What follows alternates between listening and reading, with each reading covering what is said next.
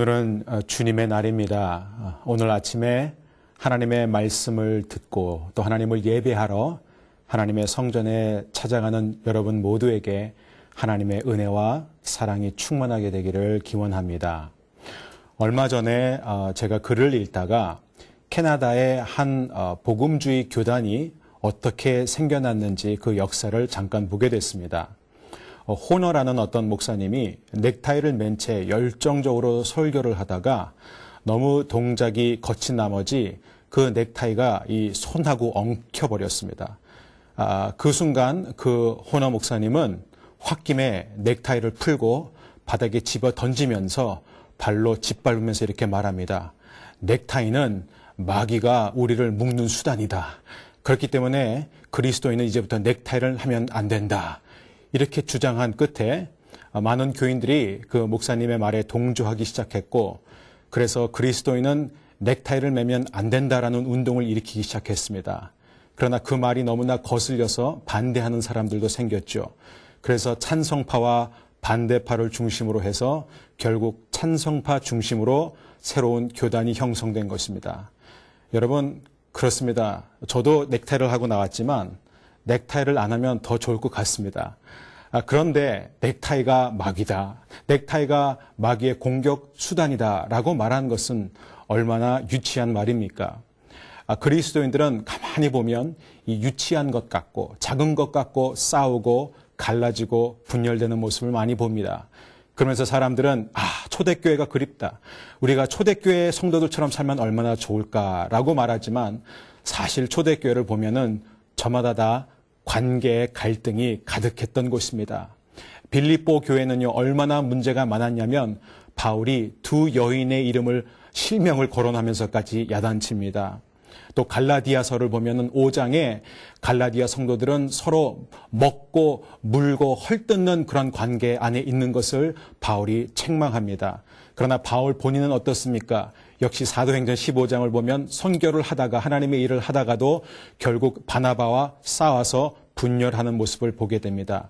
사랑 여러분, 이렇게 그리스도인들은 관계의 어려움 속에 사는데 관계를 어떻게 해결할 것인가?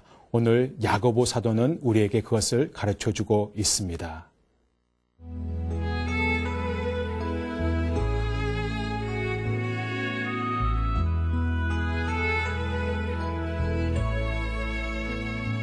야고보서 4장 1절에서 10절 말씀입니다. 너희 중에 싸움이 어디로, 다툼이 어디로 솟아나느냐? 너희 지체 중에서 싸우는 정력으로 솟아난 것이 아니냐? 너희가 욕심을 내어도 얻지 못하고 살인하며 시기하여도 능히 취하지 못하나니 너희가 다투고 싸우는도다. 너희가 얻지 못함은 구하지 아니하며 구하여도 받지 못함은 정력으로 쓰려고 잘못 구함이니라. 가늠하는 여자들이여, 세상과 벗된 것이 하나님의 원수임을 알지 못하느뇨. 그런즉 누구든지 세상과 벗이 되고자 하는 자는 스스로 하나님과 원수되게 하는 것이니라. 너희가 하나님이 우리 속에 거하게 하신 성령이 시기하기까지 사모한다 하신 말씀을 헛된 줄로 생각하느뇨. 그러나 더욱 큰 은혜를 주시나니 그러므로 일러스되 하나님이 교만한 자를 물리치시고 겸손한 자에게 은혜를 주신다 하였느니라. 그런즉 너희는 하나님께 순복할지어다. 마귀를 대적하라. 그리하면 너희를 피하리라. 하나님을 가까이 하라. 그리하면 너희를 가까이 하시리라. 죄인들아, 손을 깨끗이 하라. 두 마음을 품은 자들아, 마음을 성결케 하라. 슬퍼하며 애통하며 울지어다. 너희 웃음을 애통으로, 너희 즐거움을 근심으로 바꿀지어다. 주 앞에서 낮추라. 그리하면 주께서 너희를 높이시리라. 성경은 66권의 책이 있습니다. 그리고 그 66권을 쓴 사람들은 한 40여 명 정도 됩니다. 그 40명은 굉장히 다양한 배경을 갖고 있죠. 어떤 사람은 어부였고, 어떤 사람은 세리, 어떤 사람은 학자, 어떤 사람은 나면서부터 노예, 또 어떤 사람은 모세와 같이 왕자였습니다. 그런데 그 많은 성경의 저자들 중에서 두 사람은 하나님을 형님으로 모셨던 사람입니다. 누굴까요? 바로 육신이 되신 하나님, 그 하나님 예수 그리스도를 형님으로 모셨던 예수님의 동생 야고보와 유다입니다. 그래서 그런지 야고보는 예수님의 화법하고 굉장히 비슷한 화법을 씁니다. 직설적입니다. 뱅뱅 돌려서 말하고 완화하게 표현하지 않습니다. 야고보는 직격탄을 날리는 그런 표현을 자주 씁니다. 그래서 사람들은 말하기를 야고보 사도는 열린 새신자 예배나 전도 대상자들 앞에서 설교시키면은 큰일 난다라고 말할 정도로 아주 강한 표현을 씁니다. 여러분, 이 야고보는 지금 우리에게 어떤 말을 하고 있습니까? 야고보는 굉장히 중요한 말을 합니다. 모든 갈등의 원인은, 모든 죄의 근본적인 문제는 바로 우리 안에 있다라는 것입니다. 굉장히 듣기 거북스러운 말입니다. 사실 보면은 우리가 이제 몸이 아프면 의사에게 갑니다. 어떤 의사가 좋은 의사인가요? 실실 웃으면서 친절하게 그렇게 대하면서 그런데 오진하면 어떻습니까? 심한 병, 무서운 병에 걸렸는데 아무것도 아닙니다. 문제 없습니다. 라고 말한다면 누구도 그를 좋은 의사라고 말하지 않을 것입니다. 그러나 조금 퉁명스럽게 말하고 조금 불친절하다 할지라도 그 의사가 정확한 진단을 내린다면 정말 내가 받아들이기 힘든 것이라 할지라도 정확한 진단을 내리는 그 의사가 좋은 의사입니다. 사랑하는 여러분, 우리가 이 야고보의 받아들이기 힘든 말씀을 받아들일 때 우리 삶에 큰 변화가 일어날 줄 믿습니다. 야고보는 오늘 1절에서 가장 중요한 말을 합니다. 너희 중에 싸움이 어디로, 다툼이 어디로 쫓아나느뇨. 모든 싸움, 모든 다툼, 원어로 보면은 전쟁이라고 표현하고 있습니다. 전쟁은 어디에서 일어나느냐? 간단하다. 그는 답변하기를 너희 지체 중에서 싸우는 정욕으로 쫓아난 것이다. 라고 야고보는 말합니다. 얼마 전도 아니죠. 몇 년 전에 파리의 연인을 보면은 거기에 그 이동건인가요? 수혁이라는 이름으로 이렇게 사랑하는 여인을 대상으로 이 안에 너 있다라고 합니다. 그 말을 오늘 적용시키면 이 안에 그 너가 누구냐? 정욕이라는 것입니다. 죄라는 것입니다. 여러분 한번 손을 가슴에 대고 이렇게 저랑 고백하십시오. 이 안에 정욕이 있다. 그렇습니다. 바로 우리 안에 정욕이 있습니다. 여러분 제가 이 부부 상담을 하다 보면은 남편과 아내가 얼마나 서로를 비방하고 헐뜯고 그렇게 서로에게 책임 전가한 모습을 보게 됩니다. 그때 저는 말합니다. 저랑 이야기하는 동안에는 서로에게 비방하지 말라고 말합니다. 네라고 대답하지만 불과 몇 초 안 지나서 그들은 또 격렬한 말을 하기 시작하면서 서로를 향하여 삿대질을 합니다. 사랑하는 여러분, 정말 상대방에게 90%의 문제가 있고 나한테는 10%의 문제밖에 없다 할지라도 우리는 어떻게 해야 됩니까? 바로 내 안에 있는 그 10%의 문제에 초점을 둬야 된다라는 것입니다. 만일 나한테는 문제 없고 저 사람한테 100% 문제가 있다라고 우리가 말한다면 그것은 바로 내가 하나님이다라는 것입니다. 우리는 모두 다 죄인이기 때문에 그렇습니다. 여러분, 야고보는 분명히 말합니다.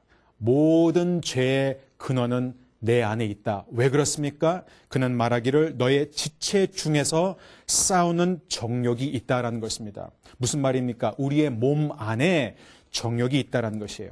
우리의 몸이 정욕이 아니고 우리의 몸이 죄가 아니라 우리가 몸을 입고 살고 있는 한 우리는 계속해서 이 정욕에 노출되고 유혹의 공격을 받는다라는 것입니다.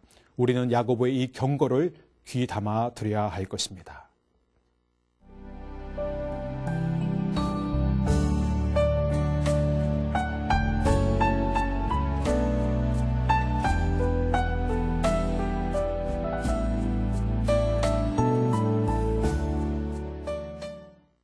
오늘 본문을 통해서 야고보 사도는 우리에게 강력하게 그러나 사랑으로 권고합니다.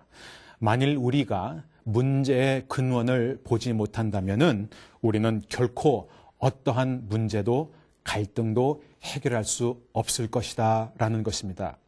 여러분, 적은 멀리에 있는 것이 아닙니다. 적은 바깥에 있지 않습니다. 적은 외부에 있지 않습니다. 여러분, 우리의 원수, 우리의 적은 옆집에 사는 사람이 아닙니다.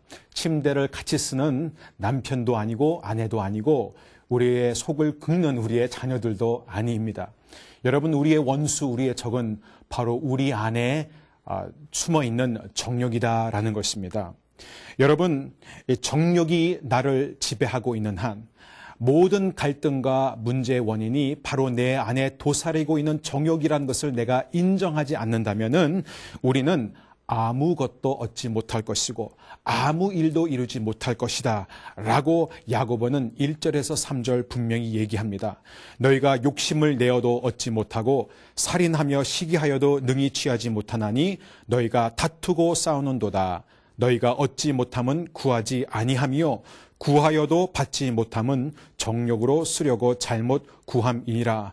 무슨 말입니까? 우리가 정욕이 그대로 우리 안에 남아있는 한 기도를 드려도 아무리 기도해도 정욕으로 기도하는 것이기 때문에 결코 그 기도는 응답되지 않을 것이다 라는 것입니다. 그렇다면 우리 안에 있는 정욕을 우리는 어떻게 극복할 수 있습니까? 첫 번째, 자신의 정욕을 있는 그대로 인정해야 된다라는 것입니다. 야고보 사도는 앞서 3장 14절에서 너희 안에 독한 시기와 다툼이 가득하다라고 표현했습니다. 지독한 시기심이 있는 것이에요. 우리 안에는 엄청난 야심이 있다라는 것입니다. 이것을 인정하는 사람만이 하나님 앞에서 회개할 수 있기 때문에 그렇습니다. 저와 여러분 오늘 하루도 하나님 앞에 기도할 때 여러분 무엇보다도 내 안에 있는 정욕으로 인하여 하나님 앞에 회개하고 모든 문제와 갈등의 원인이 바로 나에게 있다라는 것을 기억하시기를 바랍니다. 그러나 정욕을 극복하기 위한 두 번째 방법, 두 번째 단계가 있습니다. 그것은 무엇입니까? 바로 하나님 앞에 순복하는 것입니다. 6절 보면 그러나 더욱 큰 은혜를 주시나니 그러므로 일러스되 하나님이 교만한 자를 물리치시고 겸손한 자에게 은혜를 주신다 하였느니라. 7절 그런즉 너희는 하나님께 순복할지어다. 마귀를 대적하라. 그리하면 너희를 피하리라. 여러분 무슨 뜻입니까? 왜 우리는 하나님 앞에 순복해야 됩니까? 우리는 왜 마귀를 대적해야 됩니까? 왜냐하면은 모든 갈등, 모든 관계 어려움은 사실은 영적인 문제다라는 것입니다. 여러분, 왜 영적인 문제입니까? 왜냐하면은 우리가 하나님 앞에서 교만하기 때문에 그런 것입니다. 우리가 하나님을 하나님으로 인정하지 않기 때문에 우리는 더 이상 하나님을 나의 주인으로 삼지 않음으로 인해서 내가 주인처럼 행세하는 것이다라는 것입니다. 특별히 4절을 보니까 야고보는 뭐라고 말하죠? 간음하는 여자들이요 라고 성도들을 향하여 말합니다. 진짜 성도들이 여자였고 또 이들이 간음을 했기 때문에 그런 것이 아니라 간음하는 여자라는 것은 우리의 신랑 예수 그리스도를 놔두고 우리는 세상과 벗이 되려고 그렇게 살아가고 있기 때문에 그런 것입니다. 오늘도 우리가 야고보를 통해서 주시는 이 말씀을 기억하며 우리 안에 있는 정욕을 하나님 앞에 인정하고 기도할 때 정욕으로 구하지 말고 자신의 죄를 철저하게 회개하고 그리고 모든 관계 어려움이 인간적인 문제가 아니라 나의 노력으로 해결할 수 있는 것이 아니라 영적인 문제이기 때문에 우리가 하나님을 가까이 하고 하나님 앞에 순복하고 엎드리고 더 나아가 마귀를 대적할 때 영적으로 승리하고 관계의 모든 어려움이 풀릴 줄 믿습니다. 함께 기도하겠습니다. 사랑하는 주님, 오늘 우리 안에 있는 정욕이라는 실체를 보게 해주셔서 감사합니다. 하나님 앞에 기도할 때 언제나 먼저 내 자신의 죄를 인정하고 회개하며 나아가는 저희들 되게 하여 주옵소서. 정욕으로 드리는 기도에서 벗어나 날마다 자신의 죄를 회개하고 하나님 앞에 순복하며 말씀에 순종하며 마귀를 대적하는 기도의 용사로 일어나게 하여 주시옵소서. 관계가 회복되고 관계가 치유될 줄 믿습니다. 감사하며 예수님의 이름으로 기도드립니다. 아멘.